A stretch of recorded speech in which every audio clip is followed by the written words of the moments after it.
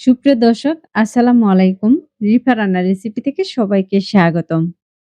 আজ আমি আপনাদের সাথে শেয়ার করব শুধুমাত্র আটা আর আলু দিয়ে খুবই মজার একটি নাস্তার রেসিপি।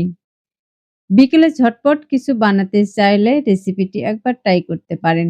রেসিপিটি বানাতে খুব বেশি উপকরণ লাগবে না, খেতেও কিন্তু খুবই টেস্টি হয়। আশা করছি আমার আজকের রেসিপি আপনাদের কাছে খুবই ভালো লাগবে। রেসিপি ভালো লাগলে ভিডিওতে অবশ্যই একটি লাইক দিয়ে শেয়ার করার অনুরোধ রইল। আর রেসিপিটি কেমন হয়েছে তা অবশ্যই কমেন্টে লিখে জানাবেন। তাহলে আর কথা না বাড়িয়ে চলুন রেসিপিটি একবার দেখে নেই। আজকের এই রেসিপিটি বানানোর জন্য প্রথমে আমি একটি মিক্সিং বোলে দিয়ে দিচ্ছি ২ কাপ পরিমাণে আটা আর দিয়ে দিচ্ছি ১/২ চা চামচ লবণ। এখন এর মাঝে দিয়ে দিচ্ছি আমি ২ টেবিল চামচ পরিমাণে রান্নার তেল। এখন এই তেলের সাথে আটাটাকে খুব ভালোভাবে মিশিয়ে নিব। তেলের যে একটা দোলাভাব, এই দোলাভাবটা কিন্তু থাকা যাবে না।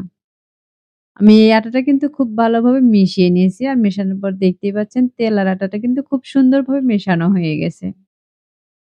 এখন এর মাঝে দিয়ে দিচ্ছি পরিমাণ মতো পানি। আমি পানিটা কিন্তু একবারে দিব না। অল্প কিছু পানি দিয়ে ১ম এ আমি মাখিয়ে নিব। যদি আরো কিছুটা পানি লাগে তাহলে আমি পরে দিয়ে দিচ্ছি। আমি পানি দিয়ে এই আটাটাকে মাখিয়ে নিচ্ছি। আর মাখানোর পরে কিন্তু দেখে বুঝতেই পারতেছেন এই আটাটা কিন্তু একটু শক্ত রয়েছে।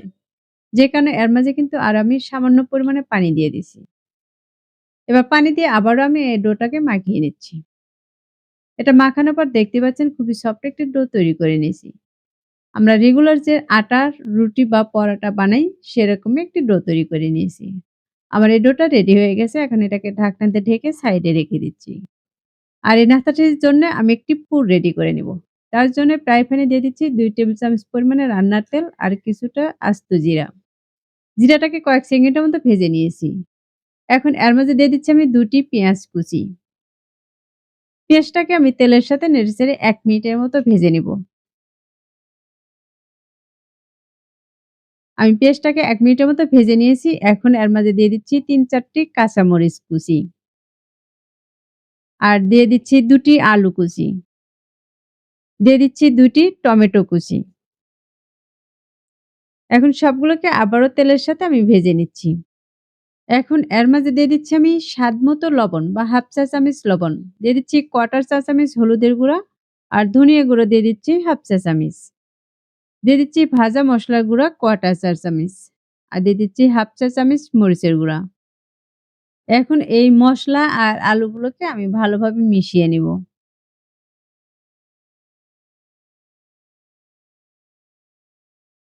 আমার এ পর্যায়ে এগুলো মেশানো হয়ে গেছে। এখন এই সবজিগুলো সেদ্ধ হওয়ার জন্য দিয়ে দিচ্ছি ১ কাপ পরিমাণে পানি। পানিটা দিয়ে আমি সবজির সাথে নেড়েচেড়ে মিশিয়ে নিচ্ছি। এবার ঢাকনা দিয়ে ঢেকে জাল করে নিব যতক্ষণ পর্যন্ত পানিটা শুকিয়ে না আসে। এবার দেখতেই পাচ্ছেন এই পানিটা কিন্তু একদম কমে গেছে। এখন এটাকে আমি ঢাকনা ছাড়ে আরো কিছুক্ষণ জাল করে নিব। নিয়ে এই পানিটাকেও আমি শুকিয়ে নিব। আর এ পর্যায়ে আলুটাকে চেক করে দেখে নিবেন আলুটা সিদ্ধ হয়েছে কিনা। আমি কিন্তু আলুটা চেক করে দেখিয়ে নিয়েছি। আলুটা কিন্তু সম্পূর্ণভাবে সিদ্ধ হয়ে গেছে। আমার সবজিগুলো কিন্তু এখন ভাজা হয়ে গেছে। দেখতে পাচ্ছেন এই সবজিতে কিন্তু আর কোন রকমের পানি নেই। এখন এগুলোকে আমি একটি বাটিতে উঠিয়ে নিচ্ছি। এই সবজিগুলো ভাজতে কিন্তু খুব একটা মসলার প্রয়োজন নেই। সামান্য কিছু উপকরণ দিয়েই কিন্তু এই সবজিগুলোকে বানিয়ে নিতে পারবেন। আমি সবগুলো সবজি কিন্তু এখানে উঠিয়ে নিয়েছি। আর যে ডোটা আমি রেস্টে রেখে দিয়েছিলাম তার উপর থেকে আমি ঢাকনাটাকে সরিয়ে নিচ্ছি। আর এই ডোটা কিন্তু আমি আরো ১ মিনিটের মতো এভাবে মথে নিব। ডোটা রেস্টে রাখার পরে দেখতেই পাচ্ছেন এই ডোটা কিন্তু আগের চেয়ে অনেকটা সফট হয়ে গেছে।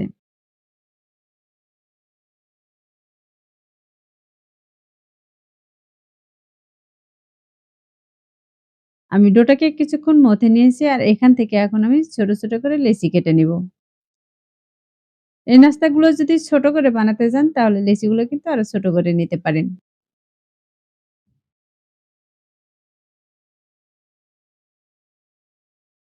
এখান থেকে যতগুলো আমি নাস্তা তৈরি করব ততগুলোই কিন্তু লেচিগুলো কেটে নিচ্ছি। এখন এখান থেকে একটি লেচি আমি হাতে নিয়ে খুব সুন্দর করে কিন্তু মুড়িয়ে, মুড়িয়ে একটু গোল করে নিব। আমার এ পর্যায়ে কিন্তু এটা গোল করে নেওয়া হয়ে গেছে। এখন এটাকে আমি বোর্ডে নিয়ে নিচ্ছি। এবার এই বোর্ডে দিয়ে আমি এর উপরে কিছু শুকনো আটা ছড়িয়ে নিব। তাহলে এটা রুটি বেলার সময় আর কিন্তু বোর্ডের সাথে লেগে যাবে না। হাত দিয়ে চেপে একটু বড় করে নিয়েছি। আর একটি রুটি বেলনা দিয়ে এটাকে কিন্তু রুটি বেলে নিব। আমরা রেগুলার যে রুটি বানাই সেরকমই কিন্তু একটি রুটি বেলে নিব। রুটিটা খুব বেশি পাতলা বানাবো না, আবার কিন্তু খুব বেশি মোটাও বানাবো না।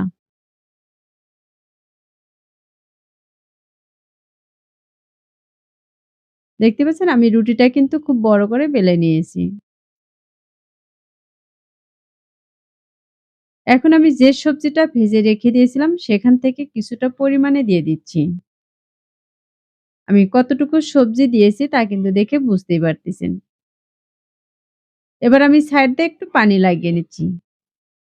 তাহলে এগুলো কিন্তু ভাজার পরে আর এর ভিতর থেকে খুলে যাবে না। এবার এক সাইড থেকে আমি এভাবে মুড়িয়ে সবজিগুলোকে ঢেকে দিচ্ছি। এবার কিন্তু অপর পাশ থেকে এভাবে মুড়িয়ে নিচ্ছি। এখন এগুলোকে আমি একটু ফাঁকা, ফাঁকা করে কেটে নিচ্ছি। এই রুটির এক পাশে যদি এভাবে কেটে নেওয়া হয় তাহলে কিন্তু এগুলো দেখতেও সুন্দর দেখা যাবে। আর এর ভিতর পর্যন্তও কিন্তু খুবই মুচমুচে হবে। তখন কিন্তু এগুলো খেতেও ভালো লাগবে। আমার কেটে নেওয়া হয়ে গেছে। এখন আমি কিন্তু এপাশেও পানি লাগিয়ে নিয়েছি। এবার আবারও আমি অপর পাশ থেকে মুড়িয়ে নিচ্ছি। মুড়িয়ে একটি রোলের শেপ দিয়ে নিচ্ছি। দেখতে পাচ্ছেন এ পর্যায়ে কিন্তু আমার একটি বানানো হয়ে গেছে। এখন এটাকে আমি একটি প্লেটে উঠিয়ে নিচ্ছি। আর এই একইভাবে কিন্তু সবগুলোকে আমি বানিয়ে নিব। আমি সবগুলো নাস্তা এখানে বানিয়ে কিন্তু উঠিয়ে নিয়েছি। এখন এগুলো তেলের মাঝেতে ভেজে নিব। তার জন্য চুলায় একটি ফ্রাই প্যানে তেল দিয়ে তেলটাকে গরম করে নিয়েছি। এখন এই গরম তেলের মাঝে আমি দিয়ে দিচ্ছি। এখানে যতগুলো দিয়ে ভেজে নেওয়া যাবে আমি ততগুলোকেই দিয়ে দিচ্ছি। এই নাস্তাগুলো যখন একপাশে একটু কালার চলে আসবে তখন এগুলোকে আমি উল্টিয়ে নিব। দেখতে পাচ্ছেন এগুলোর গায়ে কিন্তু একটু কালার চলে এসেছে। এখন এগুলোকে আমি উল্টিয়ে নিচ্ছি। এই নাস্তাগুলোকে আমি প্রায় ৩ থেকে ৪ মিনিটের মতো ভেজে নিব। আর দুপাশে কিন্তু খুব সুন্দর গোল্ডেন কালার করে ভেজে নিব। আর এই ৩ থেকে ৪ মিনিটের মধ্যে কিন্তু আমি বেশ কয়েকবার উল্টিয়ে পাল্টিয়ে নিব। দেখতে পাচ্ছেন আমার এ পর্যায়ে কিন্তু এগুলো ভাজা হয়ে গেছে। এখন এগুলোকে আমি একটি ছাঁকনিতে তেল ঝরিয়ে উঠিয়ে নিচ্ছি। আর এই একইভাবে কিন্তু বাকি নাস্তাগুলোকেও আমি ভেজে নিব। আর এগুলো প্লেটে ওঠানোর পর দেখে কিন্তু বুঝতেই পারতেছেন, মাশাআল্লাহ এই নাস্তাগুলো দেখতে কতটা সুন্দর হয়েছে। নাস্তাগুলো দেখতে যেমন আকর্ষণীয় আর খেতেও কিন্তু ভীষণ মজার। আর বিকেলের জন্য একটু ঝাল, ঝাল নাস্তায় কিন্তু সবাই খুবই পছন্দ করে। এখন আমি এখান থেকে কিন্তু ভেঙে দেখিয়ে দিচ্ছি এটা কতটা মুড়মুড়ে হয়েছে।